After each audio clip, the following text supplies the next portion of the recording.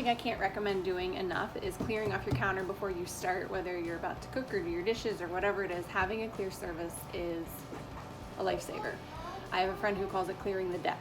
Before you start on any sort of meal, my tip is to do your dishes, get your sink completely empty. So that way, as you're cooking and preparing your food, anything that you make dirty, you know, measuring cup, whatever, toss it right in the sink.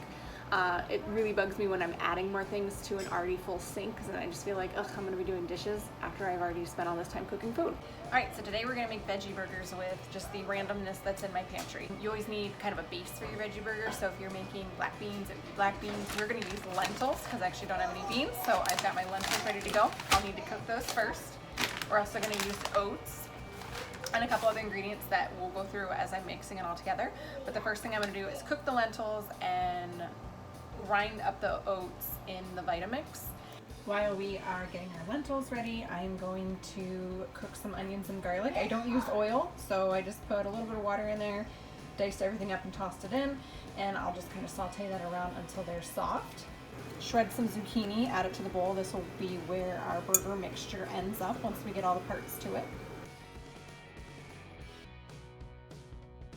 So for those that didn't know, if you needed to make oat flour, you literally just blend oats and you have your oat flour. So we're gonna pour that into our bowl with the zucchini.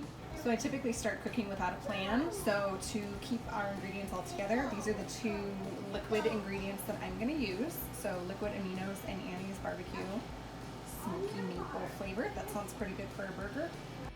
All right, I've added the onion, garlic, and lentil mixture, and we're gonna go ahead and blend that up. So now in the bowl we have our oat flour, our sauces, zucchini at the bottom, and then this is the lentil, garlic, and onion. And you don't want to blend it so it's a paste because you still want to have some texture in it. So now we're just going to mix all this up. And as far as seasoning our burger, we're going to do garlic powder, smoked paprika, and just some pepper.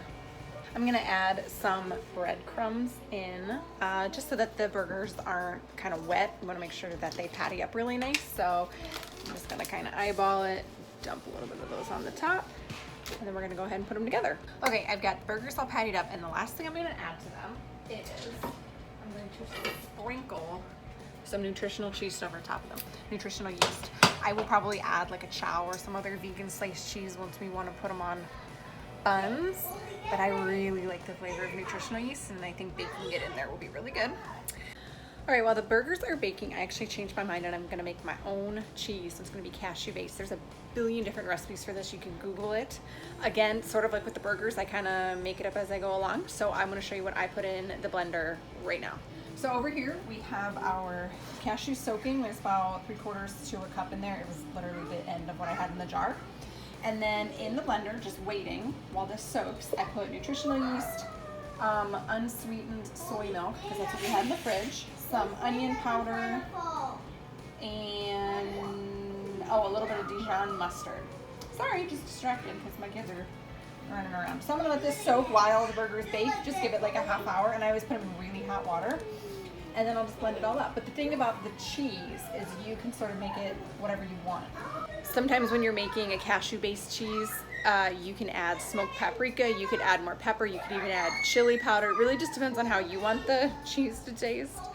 As the burgers cook and the cashews soak, I will enjoy a cup of coffee, and I'm gonna real quick do all the dishes, so I will be clearing the deck. And there you have it. Here is our burger. I put a tomato and the cheese on it, and added a little side salad. And this is a pretzel bun. Enjoy. You can hear my kids in the background. They're making something of their own. Sorry.